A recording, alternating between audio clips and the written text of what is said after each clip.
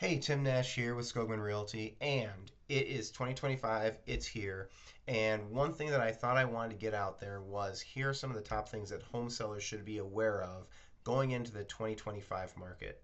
So, number one that I will talk about, and this is something I see a lot in my market here in Cedar Rapids, Iowa, is pricing strategies. Pricing strategies mean more than ever right now.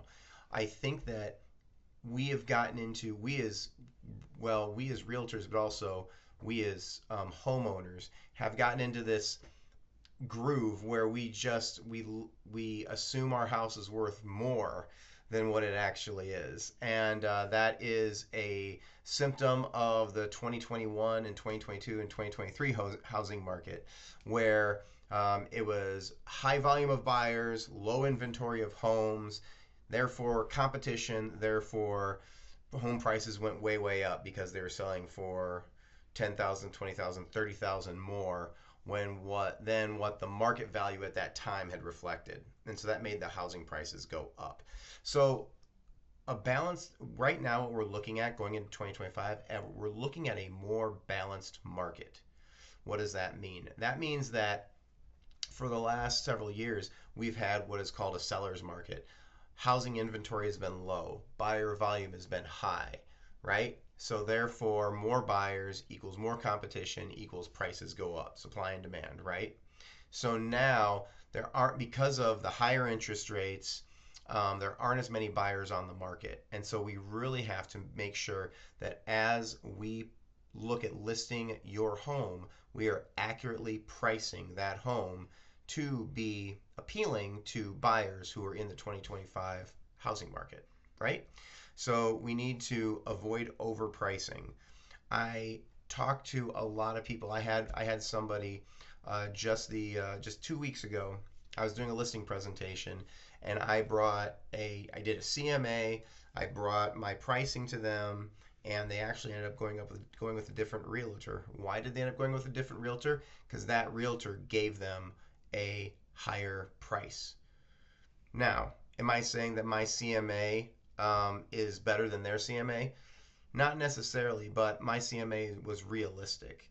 And what you need to be careful of as a home seller is you need to be careful of a realtor that's going to promise you the world and underdeliver ultimately. Because what you want to do is you want to avoid that house sitting on the market for too long, because you might have it, if you have it overpriced, then even if you have it on the market for 2 weeks and then you drop that price to what is would be a reasonable market price, it's already been on the market for 2 weeks. It already has a stigma attached to it that there's something wrong with that house. Why else? Why wouldn't it have sold? So people always ask me, why is that house still on the market? Why is that house still on the market? Why is that house still on the market? People always ask that, and I would say, you know, 9 times out of 10, it's because it was overpriced when it went on the market, and now it's priced correctly. There's nothing wrong with it, but people are like, because they think that there's something wrong with it. So, yeah, overpricing is a really big deal, and I think it's happening a lot right now in all markets. So, CMA, I mentioned it before, but it's comparable market analysis. All right. You need to use a CMA. You need to be working with a realtor that does an actual CMA. So, if you have a realtor and you reach out to them, you say, hey, I'd like a CMA down on my house. And then an hour later, they send you a really nice report with all these fancy pictures and everything. I would not consider that an actual CMA. That's probably something that they used. It was probably a software platform that they used to spit out a report, and it was all just generated through AI and through the different it's like a Zestimate basically, right?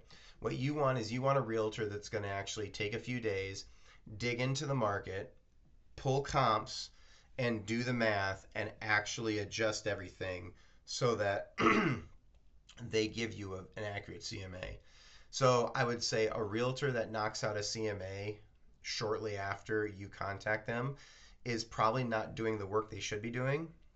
A realtor that you reach out to that says, okay, give me a few days and I'll have a CMA for you. That's the realtor that's doing the work and really digging into the market and looking at houses that finding comparables and making the adjustments. So use a CMA. Sorry, I'm using my notes here. Um, so inventories are improving, as I already mentioned. Inventory levels are improving. Um, that's going to mean more competition. That's going to mean that buyers are going to be a little more savvy. Um, Gone are the days where you're going to have offers where they're going to waive inspections. Um, I think that it's going to be just a more competitive housing market. So you need to work with your realtor on preparing your home to sell and also working marketing strategies and making sure that your realtor is doing everything they can to help you put your house's best foot forward. Market timing is huge, especially here in Iowa. We're in Cedar Rapids, we're in the Midwest. People buy in the summer, things slow down in the winter. It's always been the nature of the beast. It's just people don't want to move in the cold. That's just how it is, right? So there's a couple of things to think about with that. So like if you're a buyer, and I'm really trying to speak to sellers in this video, but if you're a buyer, you might want to buy in the winter. Buying in the winter is really great because there's less buyers on the market. Now, there also might be less inventory, but still, there's less buyers on the market. That means sellers are a little more desperate to sell and they might be willing to negotiate a little bit more versus, if you're writing an offer in June when everybody else is writing offer, then as a buyer you might have more competition. Now, sellers, that's another thing to think about, right? Do you want to list your house on the 1st of January when there aren't that many buyers on the market? Or do you want to wait like 2 months and list on the 1st of March when people are starting to think about their year and when they would like to be in a new home, right? So now sometimes you just can't help it. Sometimes you're like, the timing just doesn't work and you have to sell in January. Then that's fine. But if you have the luxury of being more strategic, that's going to help you get a better price on your home. So watch the homes in your neighborhood. Your realtor is going to find those homes that sell in your neighborhood and use those as comparables. But you know what? If you're being strategic and you're like, we aren't going to move for like 3 years, but maybe just set up a watch your neighborhood, pay attention to what houses are selling for, pay attention to the condition of those homes too. Especially if you're in an older neighborhood, a neighborhood that was like a pre-2000 neighborhood, those houses are going to have all different kinds of, like, one of them, like a house that was built in 1985 and they haven't touched it since 1985 versus a house that was built in 1985 and it was updated in 2019 and it looks great. Those are going to sell at different prices. Though that kind of stuff really matters. So monitor local data and also pay attention to the condition of the properties that are selling. Marketing's critical, okay? Um, I I'm I think that, like, if you have a realtor that rolls up and they pull out their iPhone and they start snapping pictures, and those are the pictures that are going out on the market, you picked the wrong realtor. I'm sorry to say it, and there's some realtors out there that might disagree with me, but professional photos are huge, right? Also, a lot of professional photographers right now are including in their packages, they're including video, they're including 3D tours, they're including blue, like, floor layouts of the home.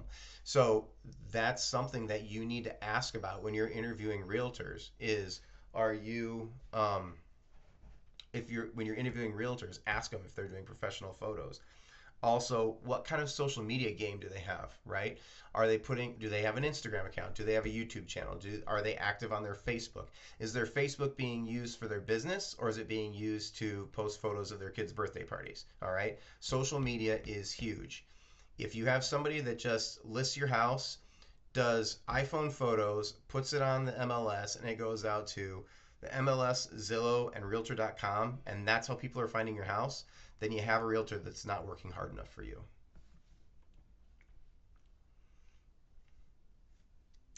Um, the NAR settlement is something that you need to be aware of. You also need to be aware of that you are not required to pay a set commission to your realtor or to the buyer's agent. Okay, the NAR settlement is something that I have done videos on, and I will do another video on to explain it further.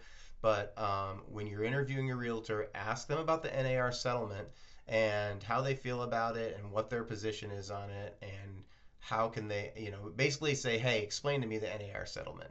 Even if you've read up on it and you think you know what it's about, it's really good to see what your realtor's response is on that. Okay, so um, sorry, I'm checking my notes again. Curb appeal, obviously, curb appeal more important than ever. That's the photos. That's when you go to list your house. Maybe you've moved out of your house. Make sure the yard's kept up and things like that.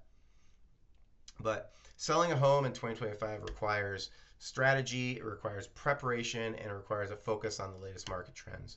So make sure that your realtor is paying attention to those. Now, if you're going to FSBO it, if you're going to sell it yourself, you need to take into consideration all the things I just talked about. All right. So I know that some of you, maybe you've sold a couple of houses and you're like, hey, I can do this on my own. Hey, go get them. That's up to you. Um, but you need to pay attention to the things I've talked about today because whether you use a realtor or not, they're going to affect whether you can buy a house or not, I'm sorry, whether you can sell your house or not.